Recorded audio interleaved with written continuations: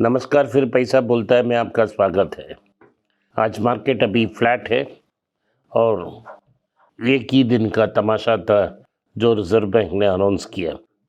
शायद आज अंत तक पॉजिटिव में हो जाएगा, लेकिन जो छूट आरबीआई ने दिया कि 1 करोड़ तक आप शेयर्स के अगेंस्ट कर्जा ले सकते हैं और 3 पत्ते का गेम खेल सकते हैं। आईपीओ भी 25 लाख तक बोरो कर सकते हैं और खेल सकते हैं।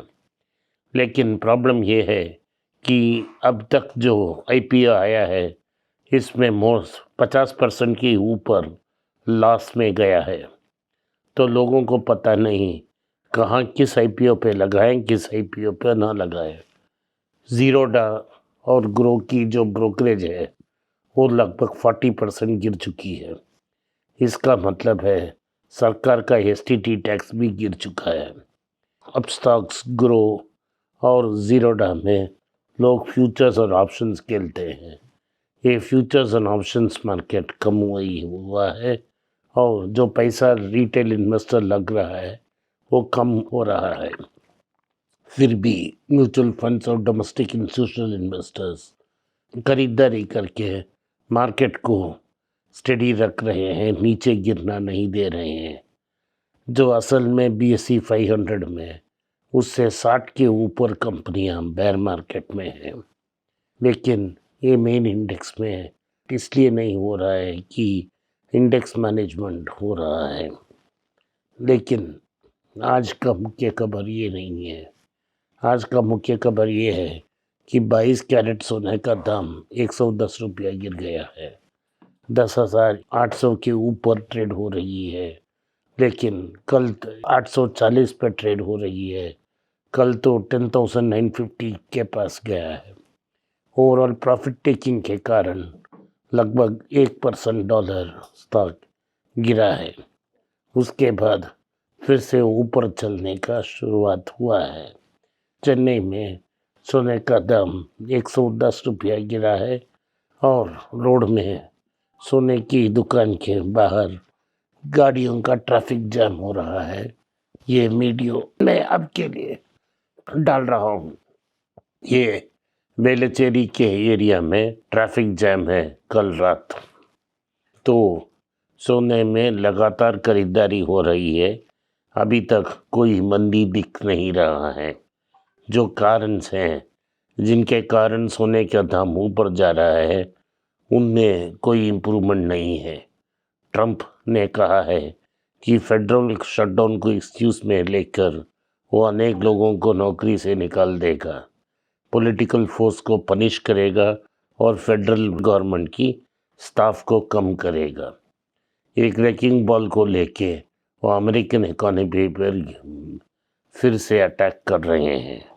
वो टैरिफ, वो फार्मा और एआई में और एनर्जी में डील्स करना चाहते हैं।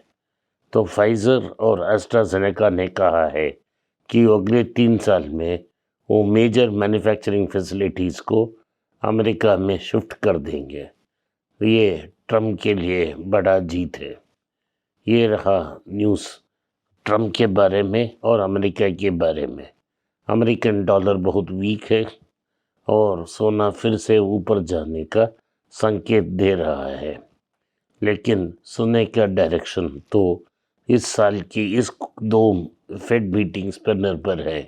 अगर फेड रेट कट करती है तो सोने का दाम ऊपर जा सकती है। जाइडस लाइफ साइंसेस नाम का कंपनी में एक प्रॉब्लम है। उनका एक पीडियाट्रिक ड्रग को फ्लैग ऑफ किया है फेडरल ड्रग अथॉरिटीज़ ने प्रॉब्लम के लिए। तो ये रहा। सो इनका सेल अभी नहीं होगा। बाकी ड्रग्स क्या होगा हमें अभी तक पता नहीं। TCS ने ऐलान किया है कि उन्होंने लगभग 12,000 के ऊपर लोगों को नौकरी से बर्खास्त कर दी है। मार्केट की रिपोर्ट्स कह रही हैं TCS ने 70,000 लोगों को नौकरी से निकाल दी है। तो इसमें अनेक कैटेगरीज के लोग हैं जिन्हें 12 महीने की तनख्वाह से लेके 3 महीने की तनख्वाह तक मिली है। लेकिन जिन्होंने 8 महीने में कोई प्रोजेक्ट को खोज नहीं पाया है उनको बर्खास्त कर दिया गया है सिर्फ 3 महीने की इस तनख्वाह से। ओवरऑल ये सेकेंड टाइम ऐसा हो रहा है कि इतना लोगों को लेट गो कर रहे हैं। 2012 में ऐसी ही 2500 लोगों को सैक किया गया है। ये सैकिंग सिर्फ टीसीएस और इंडिया में नहीं है।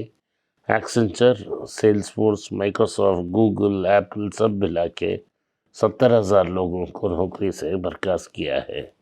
इन सबको देखते हुए हमें ज़रूर लगता है कि आईटी में ओवर एम्प्लॉयमेंट है, लेकिन जो क्रेजीनेस है वो अभी तक जारी है।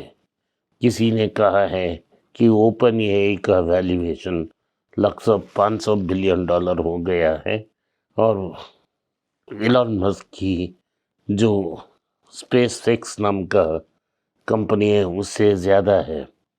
तो एक बबल की सीमा होती है। लगता है ये बबल का सीमा अभी तक हमने पार नहीं की। जब पार करेंगे देखा जाएगा, लेकिन ये तो बहुत चिंता का विषय है। टू व्हीलर सेल्स में बजाज की 9% सेल्स इम्प्रूवमेंट हुई है सितंबर टू सितंबर। लोग कहते हैं कि ये जीएसटी के कारण हुआ है। मेरा ओपिनियन ये है कि मैंने फिगर्स को देखा, इसमें भारत में सेल्स 4% इंक्रीज़ की है, एक्सपोर्ट्स 5% इंक्रीज़ हुई है। सो बाइक सेल्स में 400% की इजाफा हुई है जीएसटी की काटने से। लेकिन अगस्त 15 से लेके सितंबर 22 तक सेल्स नहीं था, क्योंकि लोग इंतज़ार कर रहे थे कि अच्छे दिन आएंगे। अच्छे दिन आने के बाद भी अगर सिर्फ 4% की सेल इंक्रीज है तो ये बहुत डिसअपॉइंटिंग मैटर है। टोयोटा ने बहुत बड़ा इंक्रीज की है अपने सेल्स को, month on month, quarter on quarter, सब पैरामीटर से 10% ऊपर की है। सो टोयोटा ने अपनी जो हाइब्रिड स्ट्रैटेजी है उसमें सक्सेस पा ली है और लगभग 10% उनकी सेल्स इंक्रीज हुई है। मारुति, महिंद्रा और hyundai का सेल्स भी बड़ा इंक्रीमेंट हुआ है। लेकिन सबसे बड़ा सरप्राइज तो हमें टाटा मोटर्स में मिला है। टाटा मोटर्स का सेल्स लगभग 42,000 यूनिट्स चला गया है वाहन की पोर्टल के अनुसार, और लगभग ये दूसरा पोजीशन को फिर से पकड़ ली है। लगता है कि hyundai का चौथा पोजीशन कंफर्म्ड है और सेकंड एंड थर्ड पोजीशन में टाटा और महिंद्रा रहेंगे। लगता है मुझे निक्सन ने 1 मिलियन सेल पीस क्रॉस कर ली है।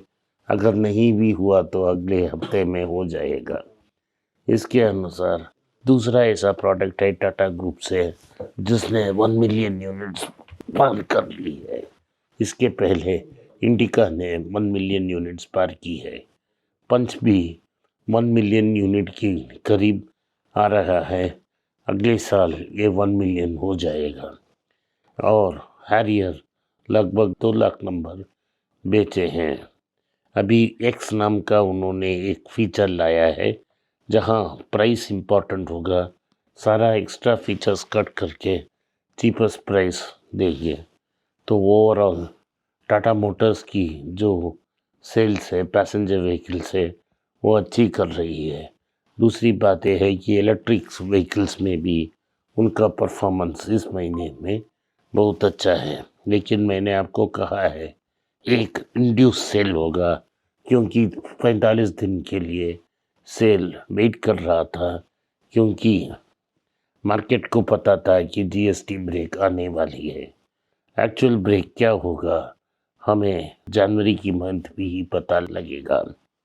ओला का सेल्स जीएसटी की कट छूट के बावजूद गिर रहा है। इस महीने उन्होंने 13,000 स्कूटर ही बेचे हैं सितंबर में और चौथा पोजीशन में पहुंच गए हैं। नंबर 1 है टीवीएस, नंबर 2 है बजाज, नंबर 3 है येतर और चौथी पोजीशन को ब्रिंगअप कर रही है ओला। ओला की एक्सपेक्टेड प्रॉफिट ब्रेक इवन तो 50,000 व्हीकल्स में है, अभी 13,000 व्हीकल्स में जूझ रहे हैं।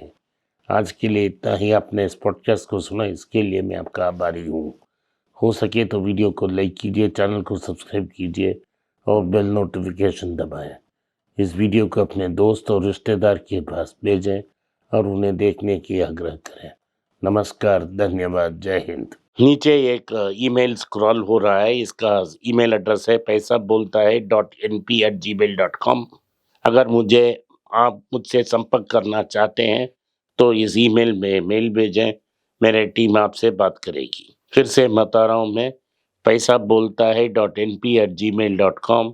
इसमें आप मेल भेज सकते हो, मेरा टीम आपसे संपर्क करेगा।